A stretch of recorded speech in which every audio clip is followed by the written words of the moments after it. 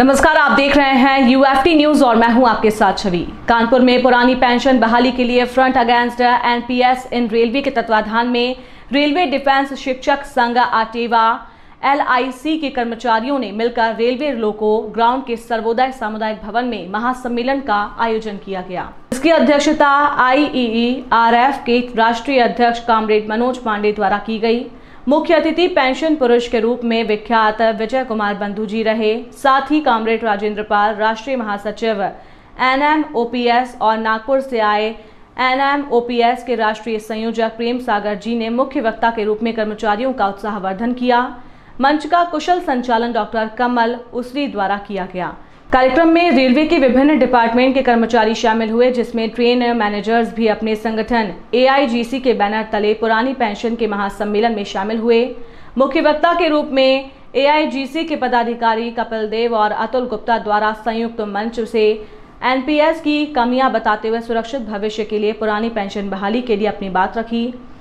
NMOPS के महासम्मेलन में मुख्य रूप से अतुल कुमार गुप्ता, प्रकाश कुमार तिवारी, कपिल देव, बबलू सिंह, अरुण मिश्रा, कैलाश नाथ चौबे, पीयूष शर्मा, राजेश तिवारी, विभोर निगम, बबलू सिंह, शत्रुघ्न यादव, कमल सिंह और अन्य साथी उपस्थित रहे।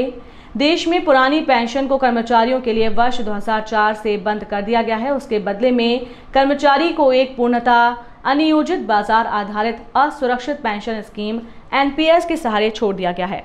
पिछले कई वर्षों से जिसके दुष्परिणाम सामने आने लगे हैं, जिसके परिणाम स्वरूप सेवानिवृत्ति के बाद कर्मचारियों का जीवन आर्थिक असंतोष से व्याप्त हो उठा है।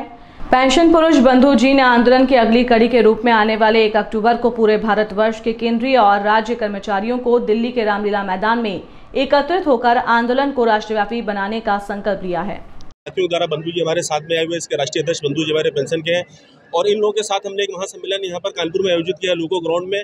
और हम लोगों की सबसे बड़ी मांग है कि किसी भी तरीके से हमारी पुरानी पेंशन पुराने रूप में हमें बहाल होनी चाहिए। किसी भी तरह का हम एनपीएस में संशोधन करके उसको बची कुची पेंशन नहीं लेना चाहते। हम चाहते हैं कि हमारी पुरानी पेंशन अपने पुराने रूप में हमको यहाँ पर मिलनी चाहिए। और ये हमारी लड़ाई असमानता की लड़ाई है, ये हमारी लड़ाई अन्याय की लड़ाई है। हम किसी सरकार के विरोध में नहीं है, हम एक समतामूलक सरकार की बात करते हैं, हम समाजवाद की बात करते हैं, जो हमारे संविधान में लिखा गया है, जो हमारी प्रस्तावना में लिखा गया है, जो हमारे मूल अधिकारों में लिखा गया है। इसलिए हमारी पूरी तरीके से मांग है कि हमारी पुरानी पेंशन हमारा वैधानिक अधिकार है। ये हमारे माननीय सर्वोच्च न्यायालय के द्वारा भी कहा गया है कि पेंशन किसी भी तरह की खैरात नहीं है। ये कर्मचारी को पूरी तरीके से 30 से 35 साल की सेवा के दौरान मिलने वाला उसका राइट है, जिससे उसका परिवार एक सम्मानपूर्वक जीवन जीता है और एक संतोषपूर्वक जीवन चला सकता है। इसी के साथ मैं बंधु जी को धन्यवाद देता हूँ। यहाँ के सारे कार्यक्रम के जो भी साथी कॉमरेड मनोज पांडे जी हैं, उनका धन्यवाद देता हूँ।